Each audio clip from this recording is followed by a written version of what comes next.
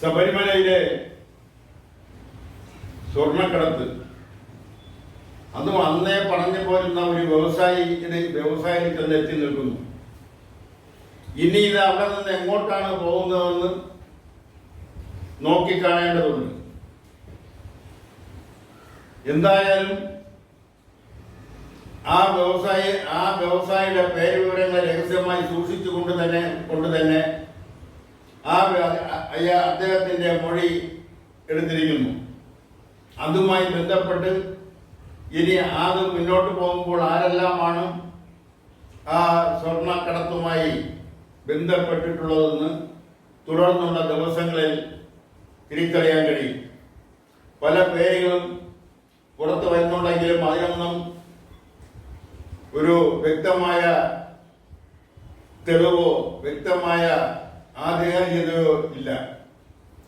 തുടർന്നുള്ള അന്വേഷണത്തിൽ അത് തെളിയുമെന്നും അല്ലെങ്കിൽ ആരെല്ലാമാണ് ഇനിയും ഇതിനകത്തുള്ളതെന്നുള്ള വസ്തുത പുറത്തു വരുമെന്നും പ്രതീക്ഷിക്കാം. പ്രതിപക്ഷ നേതാവായിരുന്ന അല്ലെങ്കിൽ മുൻ ആഭ്യന്തരമന്ത്രി കോൺഗ്രസിന്റെ നേതാവായിരുന്ന ശ്രീ രമേശ് ചെന്നിത്തലയുടെ അദ്ദേഹം നൽകിയ മൊഴി ആ മൊഴിയുടെ അടിസ്ഥാനത്തിലാണ് വ്യവസായിയുടെ പേര് പുറത്തു വന്നിരിക്കുന്നത്. ഇത് വിദേശ മാർക്കറ്റിൽ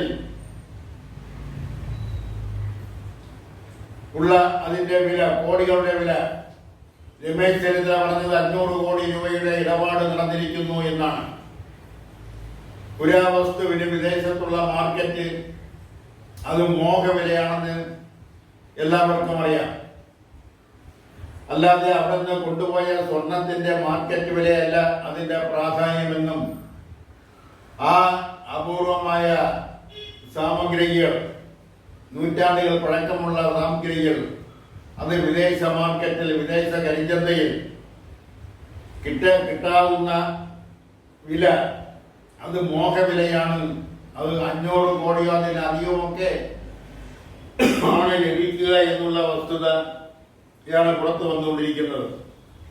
അത് വരും ദിവസങ്ങളിലേക്ക് ഇനി ആരെയാണ് ചോദ്യം ചെയ്യുന്നത്, ആരെയാണ് അറസ്റ്റ് ചെയ്യപ്പെടുന്നതൊക്കെ നമുക്ക് നോക്കിക്കാണാം. അതോടൊപ്പം തന്നെ തദ്ദേശീയ സ്വയംഭരണ തിരഞ്ഞെടുപ്പിൽ അങ്ങോട്ടും ഇങ്ങോട്ടും കുറ്റം പറച്ചിലുകളാണ് ഇപ്പോൾ നടക്കുന്നത്. ഒരേ മുന്നണിയിലുള്ള ഘടകകക്ഷികൾ അങ്ങോട്ടും ഇങ്ങോട്ടും രഹസ്യമായി പരസ്യമായി കുറ്റം പറഞ്ഞുകൊണ്ടിരിക്കുന്ന ഒരു അവസ്ഥ തദ്ദേശീയ സ്വയംഭരണ തിരഞ്ഞെടുപ്പിൽ ഇടതുപക്ഷ ജനാധിപത്യ മുന്നണി ഇത്രയധികം പരാജയം ഏറ്റുവാങ്ങാനുണ്ടായ രാഷ്ട്രീയ സാഹചര്യത്തിന് ഒരു ഭൂതക്കണ്ണാടിയും വെച്ച് നോക്കേണ്ടുന്ന കാര്യമില്ല. ഒരു പ്രത്യയശാസ്ത്രത്തിന്റെ പിൻബലത്തോടുകൂടി അതിനെ അളക്കേണ്ടുന്ന കാര്യവുമില്ല. ശാസ്ത്രീയമായ കാഴ്ചപ്പാടോടുകൂടി അതിനെ നോക്കേണ്ടതുമില്ല എന്നുള്ളതാണ് ഒരു ശാസ്ത്രീയ ബോധത്തോടെ നോക്കിക്കാണാൻ കഴിയുന്നത്. കഴിഞ്ഞ 2 പതിറ്റാണ്ട് ഭരണപക്ഷത്തെ രാഷ്ട്രീയ പ്രസ്ഥാനങ്ങളുടെ നേതാക്കന്മാരുടെ പ്രവർത്തനം, അവരുടെ സ്വഭാവം, ഭരണത്തിന്റെ ശീതളച്ചായയിൽ അവർ കാണിച്ച വകതിരിവില്ലായ്മ, അഹങ്കാരം,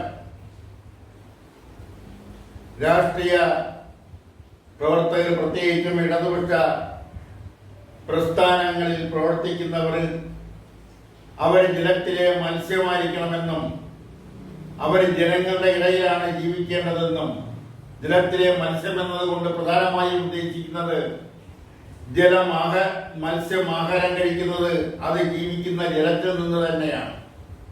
അതുപോലെ ഇടതുപക്ഷ പ്രസ്ഥാനത്തിന്റെ പ്രവർത്തകർ അവർ ജീവിക്കുന്നത് ജനങ്ങളുടെ ഇടയിലായിരിക്കണം.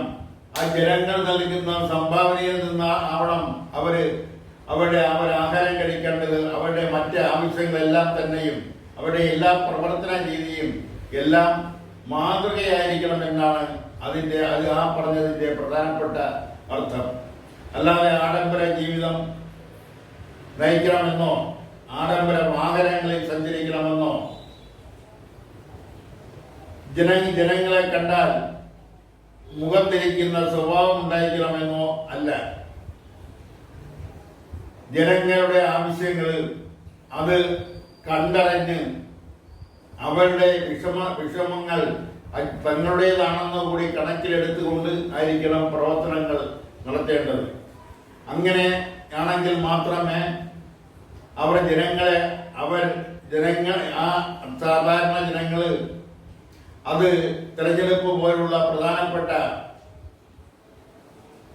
സംഭവങ്ങൾ വരുമ്പോൾ അവർ ഇടതുപക്ഷ പ്രസ്ഥാനങ്ങൾക്ക് അനുകൂലമായി സമ്മതിദാനാവകാശം രേഖപ്പെടുത്തുന്നതിനെ കുറിച്ച് ചിന്തിക്കും. അതല്ലെങ്കിൽ അപ്പോൾ മുന്നേ കാണുന്ന വലിയ കുഴപ്പമില്ലെന്ന് തോന്നിക്കുന്ന രാഷ്ട്രീയ പ്രസ്ഥാനങ്ങളുടെ പ്രതിനിധികൾക്ക് അവർ സമ്മതിദാനാവകാശങ്ങൾ രേഖപ്പെടുത്തിയെന്നിരിക്കും. അതിന് ഒന്നുമില്ല.